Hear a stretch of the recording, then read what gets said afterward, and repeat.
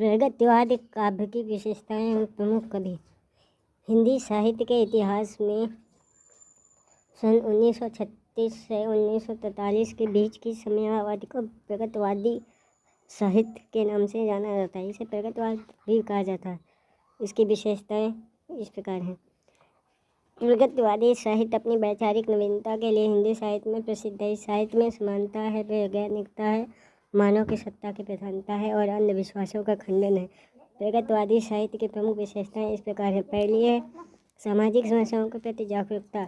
तत्कालीन समाज में कई प्रकार की समस्याएं मानव को झेलनी पड़ रही थी। उस समय भारत आज़ादी पाने की दहलीज पर खड़ा था। ऐसी स्थिति में अंग्रेजों के अत्याचार भी बहुत अधिक बढ़ गए थे और उनका साथ जमींदार, सूदखोर, नवाब आदि दे रहे थे, जिसके कारण समाज का निम्न वर्ग अनेक समस्याओं से दो चार हो रहा था। केदारनाथ अग्रवाल कर्ज के बोझ से दबे किसानों की बात करते हुए लिखते हैं, बनिया के रुपयों का कर्जा क्यों नहीं चुकाने पर चुकता। दूसरी विशेषता है भौतिकवादी, वस्तुवादी, वैज्ञानिक दृष्टिकोण। छायावादी साहित्य रहस्यवादी भावना से युक्त था। उस साहित्य में रूमानियत का पुट था, लेकिन प्रगतिवादी साहित्य में कविता यथार्थ के धरातल पर उतरकर भौतिकवादी और वैज्ञानिक दृष्टिकोण लेकर समाज के सामने उपस्थित हुई, जिसके कारण सामाजिक बदलाव संभव हो सका। तीसरी विशेषता है वर्ग संघर्ष को बढ़ावा। किसी देश या समाज में कोई भी परिवर्तन संघर्ष के बिना संभव नहीं होता। यही बात प्रगतिवादी साहित्य ने स्थापित किया और उसका गान भी किया। त्रिलोचन शास्त्री जन संघर्ष को इन शब्दों में व्यक्त करते हैं। उन्होंने लिखा है, लड़ता हुआ समाज, नई आशा अभिलाषा, नए चित्रों के साथ नई देता हूँ भाषा। चौथी विशेषता है साहित्य द्वारा लोक मंगल की साधना। आचार्य रामचंद्र शुक्ल तुलसीदास के साहित्य की आलोचना करते समय लोक मंगल की साधना अवस्था की अवधारणा प्रस्तुत की थी। प्रगतिवादी साहित्य में सर्वजन सुखाय की भावना विद्यमान है, जिसका सभी प्रगतिवादियों ने एक स्वर से समर्थन किया है। पांचवी विशेषता है सरल सहज भाषा शैली व अभिव्यंजना। प्रगतिवादी साहित्य का जितना भाव पक्ष मजबूत है, उतना ही उसका अभिव्यंजना पक्ष या कला पक्ष सुदृढ़ है। वहाँ पर सहज एवं सरल भाषा का प्रयोग मिलता है और ऐसी भाषा का प्रयोग किया गया है जो सर्वग्राह्य है, यानी सभी लोग ग्रहण कर सकते हैं। छठी विशेषता है राष्ट्रीय भावना का प्रचार प्रसार।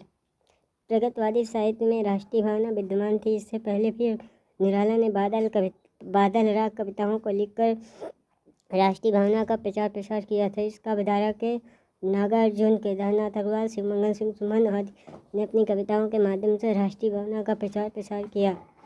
सातवीं विशेषता है शोषकों का विरोध। प्रगतिवादी साहित्य सृजन के समय समाज में दो प्रकार के वर्ग थे। पहला वर्ग शोषितों का तथा दूसरा वर्ग शोषकों का था। इसका अवधारा के कवियों ने शोषितों का पक्ष लिया और शोषकों का विरोध किया। नागार्जुन ने प्रेत का बयान जैसी कविताएं लिखकर शोषित वर्ग का चित्रण किया है। शोषक को वर्ग का विरोध और शोषित वर्ग का वर्णन करते हुए शिवमंगल सिंह सुमन लिखते हैं, आज शोषित शोषकों में हो गया जग का विभाजन, अस्थियों की नींव पर अकड़ा खड़ा प्रासाद का तन, धातु के कुछ ठीक रूप पर मानवीय संज्ञा विसर्जन, मुँह कंकड़ पत्थरों के बिक रहा है मनुष्य जीवन। विशेषताओं के बाद प्रमुख प्रगतिवादी कवि कौन कौन से थे, इनके बारे में जान लेते हैं।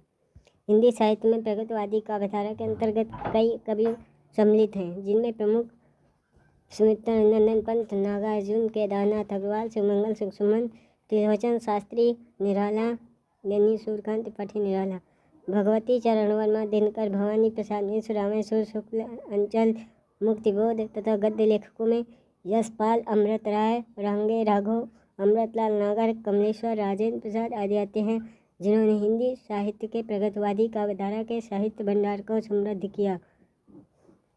समाप्त।